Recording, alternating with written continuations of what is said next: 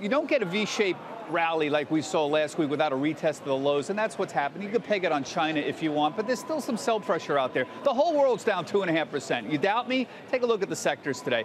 Not just financials, which I think is a little bit concerning, but energy's down 2.5%. Here's something amazing, telecom and utilities. Let me ask you something. What does telecom and utilities have to do with China? The answer is nothing. And if you look right here, look at some of these big names that are out here. Right here, here's where panel.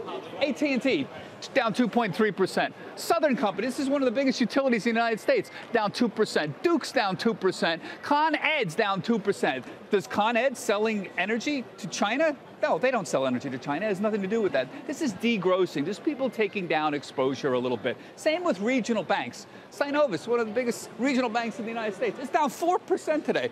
They don't sell anything in China. BB&T, this is another one of the biggest regional banks in the country, down about 4%. Again, just degrossing, people taking risk down and retesting those lows from last week. And speaking of the lows from last week, people have asked me, let me just put up, we're a long way from the bottom last week. S&P 500 was 1867. We're a good 60 points away. Dow Industrial's 15,370. We're 800 points away from that. So got a long way to go.